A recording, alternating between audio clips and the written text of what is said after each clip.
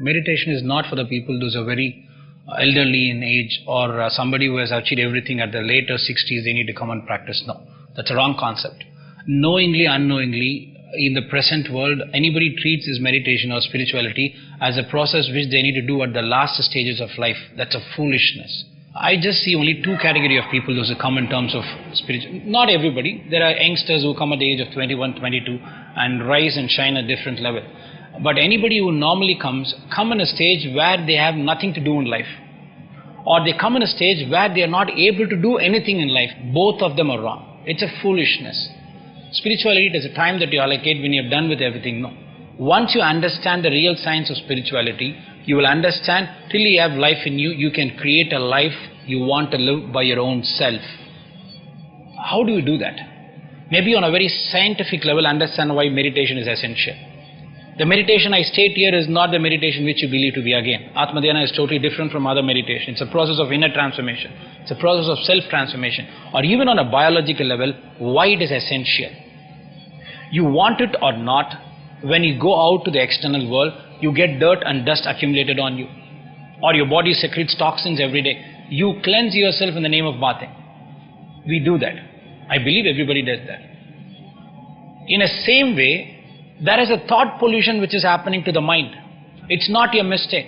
Once you are in contact with any person, or you are in interaction with any kind of person, both physically or non-physically, or either in imagination, you cannot avoid the pollution that is getting accumulated in your mind, which is not your mistake. It's a natural process. But what is the mistake that you're doing here? As you take effort to cleanse your physical body, you're not taking any effort to cleanse your mental body. And that process is called meditation. This will help you to cleanse your thought pollution on a daily basis. So you want it or not, you have a fresh thought process happening for you, a pure thought which is coming for you on a very natural way. Otherwise, once the container is contaminated, how much ever pure water you're going to pour, it's going to get contaminated.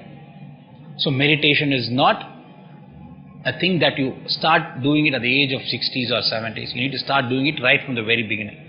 Point number one. Second, you need to realize one fundamental truth about your life. Maybe not about the past birth or not about the next birth. See, I am not teaching a science about something, life before birth or life after death. No, absolutely no. I have no time for it. In fact, you don't have time for it. Punarapi jananam, punarapi maranam, punarapi janani. You keep on continuing with this birth without knowing why you're born. Birth and death, death and birth cycle. I'm not telling you to stop that cycle, at least understand why you're born. So I'm not here to teach you about the life before birth or after death. It is about the life after birth and before death. Because one simple formula for future is nothing but reliving the past. If you're sitting right now here, which means 2 days before or yesterday or an hour before, you had a good food. And that food has got digested for you. The food you had is not digested in you, you'll not be able to sit properly here. You're doing a work that you're doing because your education has happened in 2005 or 2010, because of which you're working as an engineer or a doctor now. Right now, what has seemed to be a present was once a future in the past. Your future is nothing but reliving the past. So this present moment is the most valuable time available for you to create a future, because this is going to be past in the future. You take all the effort to remove the unwanted things that you have accumulated in you and to create the required things, so that you want it or not, future is going to be wonderful. In fact, I'll put it in a very simple way. In the whole world, everything has got a future. But human alone has got the power to create a future you want to experience, which I call it as a fortune. When you know you can create a future in a way you want, you land up in fortune. When you're not aware that you can create a future you want to create, you land up in misfortune. So meditation is a process, not just the meditation, there are so many things which is involved in it. Self-introspection and a clarity about your future and everything. But meditation gives you the power to do all this stuff. Power to do all this process without error. And to continue with your progress for the rest of the life. Otherwise, somewhere or the other, you will be stuck. You will be stuck. It's not your mistake. As you go out, as the dust is getting accumulated over you, in the same way, in a real life, your mind will have accumulation of thought pollution. This is the only way to cleanse it. And why you do that? So that you prepare yourself to prepare a future in a better way. Or you have the ability to bless yourself or gift yourself with a good life in a way you really want. Whatever you have been experienced from the past, it has got nothing to do with your future once you realize this fundamental truth about the life. So that is the reason you need to practice meditation. No, Guruji, I'm not going to practice meditation. I'm really stuck. What am I supposed to do? Suffer for some more time, that's all. Suffer some more time. What else I can say? You reach a point where you decide, I'm not going to suffer anymore. I cannot suffer anymore. I'm suffocating. I don't know what to do. Then you want it or not, you really come and start doing meditation. You treat yourself in the name of prayer, pujas, all this thing. Nothing is going to change your life. I'm not saying there is not God. God is real as gravity.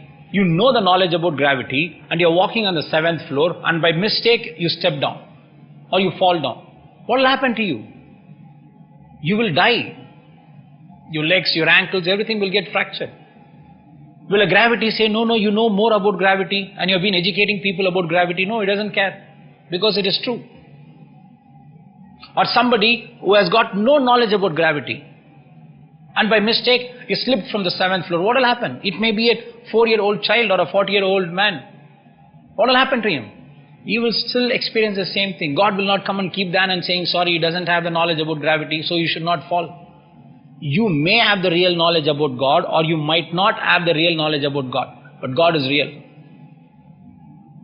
You want it or not, knowingly, unknowingly, you're creating your own life. And the way life is created is nothing but a simple formula. Your future is nothing but reliving the past. So this present moment is the highest possibility for you to create the future in a way you want. For that you need to have a capable mind and body to create a future you want to live. And meditation is the only source. It's not an option. It is the only solution. Not something in the name of meditation. I have seen people telling me, Guruji, I meditate for 7 hours. Meditate for 2 hours. I asked them, how do you do it? No, Guruji, I listen to a CD. I imagine myself some colors. I told them, you're not doing meditation. You're waiting for the CD to get over. You understand? You're not doing meditation. Real meditation is not being aware about the thought process itself. It is not from the mind, it is from the divine. Don't cheat yourself with the name of conscious mind, subconscious mind, superconscious mind, collective conscious mind, or superconscious collectiveness. All this is nonsense. Keep it simple. As you have a kidney, there is no such thing called conscious kidney and subconscious kidney. You're getting this state? We belong to an, community who had the knowledge about the science of divine and to experience the divine in your own self. We call it as Almanam, a ruling mind. Not a subconscious mind. A sub-inspector can never be powerful than the inspector. It's a marine under which the submarine comes. Submarine is not possible without a marine. So from conscious mind through meditation, you connect with the super consciousness. Then a new thought that will come to you, which is not your thought, which is a thought of a divine. And that will make changes in every aspect of life. Anything that you thought to be next to impossible will be truly possible right from this very moment. A real meditator learning how to meditate will be a Satyadarshi. He knows how to make his possibility into reality. He knows how to see the possibility into a physical reality. And that is what we are doing. And for that, you need it.